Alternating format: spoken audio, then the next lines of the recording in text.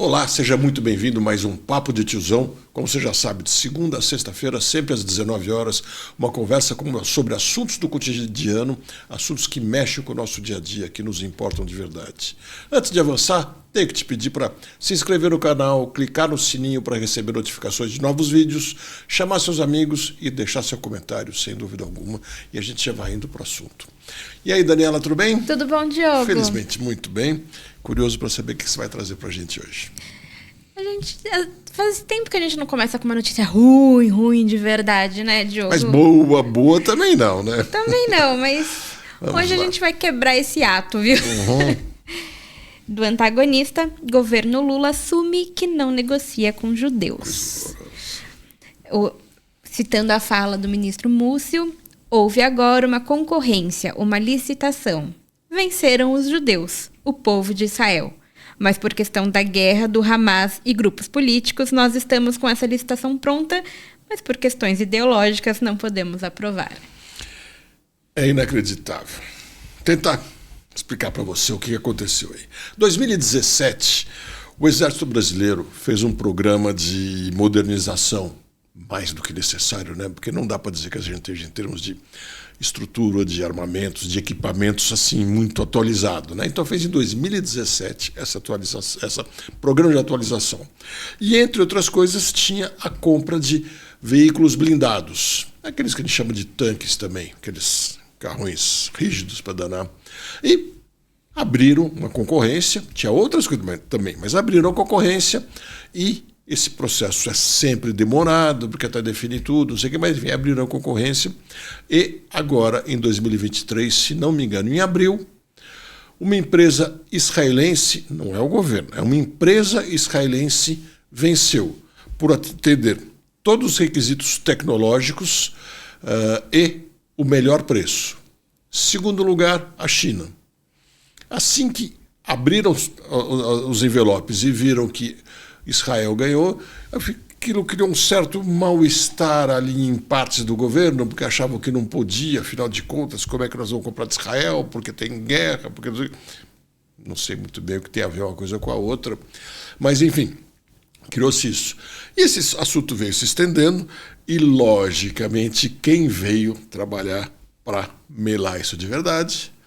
O não ministro Celso Amorim, grande Celso Amorim, que só faz, na minha opinião, por decisão do presidente Lula, desmoralizar o Ministério das Relações Exteriores e o próprio Itamaraty, que sempre foram uma das entidades respeitadas no Brasil. Não pelas suas posições, no mundo inteiro, não porque suas posições de mudança, mas pela sua neutralidade, sua disposição para o diálogo, para o entendimento. A famosa diplomacia, né? Famosa diplomacia em todos os sentidos.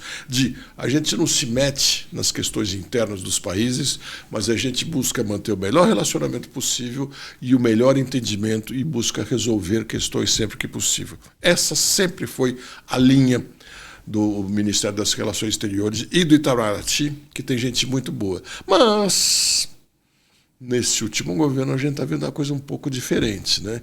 Ele continua não se metendo nos assuntos e nem vendo os assuntos internos de alguns países, mas antevê assuntos de outros países com uma lupa gigantesca e com uma parcialidade assim impressionante. Então, israelenses ganharam, Celso Amorim começou a atrapalhar, de forma nenhuma não podemos comprar de Israel, até porque haveria na Corte de Haia um pedido para que não se negociasse com Israel. Como alguns sabem, a Corte de Haia fez uma condenação a Israel pelas ações lá na faixa de Gaza, que seria o tal do genocídio, aquelas coisas malucas lá que nós não vamos entrar no detalhe desta vez. Mas aí ele conseguiu fazer esse trabalho e conseguiu convencer, sem nenhuma razão técnica, que essa contratação deveria ser melada. Porque o que ele tentou mesmo, por mais de um mês, era passar o contrato para o segundo colocado, a China. Eu acho que vale até a gente pontuar aqui, Diogo, que nessa fala dele, se ele virasse e falasse: olha, Israel está em guerra, vamos verificar se realmente é isso que o país tem que fazer, não ficaria tão feio. Mas ele trouxe para a religião realmente, né? Ele falou os judeus, o povo de Israel. Não, mas aí é um detalhe que quem falou foi o Múcio. O Múcio, essa é a questão, eu vou chegar lá. O negócio é que quem fez todo o trabalho foi o Celso Amorim, passando por cima, nesse caso, do Ministério das Relações Exteriores e do Ministério da Defesa. Porque ele, assessor, sem cargo de ministério, um assessor é aquele que fala com quem ele assessora. E ponto final. Ele não toma decisões, mas ele passou por cima desses e conseguiu convencer o presidente Lula a melhorar o negócio. Porque tentaram, como eu disse, transferir o contrato para o segundo colocado, a China, e o Tribunal de Contas da União disse, não. Quem ganhou com o menor preço e todos os requisitos técnicos foi Israel. Você não pode vir com motivos ideológicos, pessoais, o que for, e falar, não, eu quero dar para o segundo colocado. Senão, então não fizesse nem concorrência, vira bagunça total. Aí, abre uma jurisprudência enorme, né? E aí que entra o Múcio. O que eu entendo que ele fez? Não é a primeira nem a segunda vez que ele faz. Presta atenção nisso. Ele fez um discurso aí dizendo que, como é que era? Venceram os judeus, o povo de Israel. Venceram os judeus, o povo de Israel, e aí existe uma questão ideológica e não técnica. Que ele colocou no discurso, por questões ideológicas. E que ele falou, e o governo disse disso, falou por questões ideológicas, deixou claro. O que o Múcio está fazendo?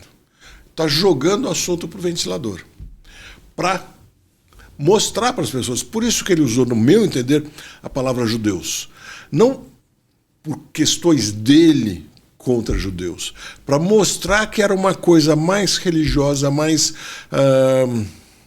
de implicância contra judeus, do governo, do qual ele participa, mas mostrando claramente, eu não concordo com isso. O que eu acho que o Múcio fez nessa hora foi, acho que é a terceira ou quarta vez que ele faz coisas assim, dizer, eu estou aqui, mas eu não concordo com tudo que está acontecendo. Eu tenho minhas posições e quero mostrar minhas posições e quero mostrar os erros do governo. Ele botou o governo na parede, sendo membro do governo. Isso acontece. E acho que ele fez muito bem. Ele sabe que causou um desconforto muito grande no governo, que ele pode ser demitido a qualquer hora. Possivelmente não vai ser agora, porque aí ficaria mais assim estampado, aparecer mais ainda nas primeiras páginas dos jornais que, por causa disso, ele estaria sendo demitido. Mas me parece que ele vai entrando na linha de tiro do governo na hora que esse assunto acalmar um pouco. Primeira oportunidade, ele poderá ser demitido, ou de repente mudam de ideia, assim, tendo esse retrato. Mas eu acho que ele quis fazer uma denúncia, entendeu? Então ele usou uma fala mais forte, ele usou outras falas fortes para mostrar a insatisfação dele com o governo. Agora, eu quero trazer a minha opinião sobre essa posição do governo. É absolutamente inaceitável. Primeiro que está atropelando o Exército, ministro da Defesa, ministro das Relações Exteriores. E a própria qualidade dos produtos que o governo está adquirindo. Exatamente, quer dizer, ele está disposto a gastar mais, a piorar a qualidade por questões ideológicas, por questões de confiança e relacionamento. Não há dúvida que os israelenses são muito melhores para isso do que os chineses. A gente sabe que o compromisso com o chinês é menor, que a abertura que o governo chinês dá, ela vai enquanto lhe agrada e muda rapidamente. E a gente sabe que Israel tem muito mais fidelidade com seus compromissos do que a China, por exemplo, e outros países. Então, o governo vai numa contramão da lógica em todos os sentidos, eu acho assim extremamente ruim. É isso que eu quero deixar bem claro. Então, eu insisto, o Zé Múcio está provocando o governo. Está bem assim, eu tenho que aceitar, mas eu não vou deixar de dizer que eu estou em desacordo.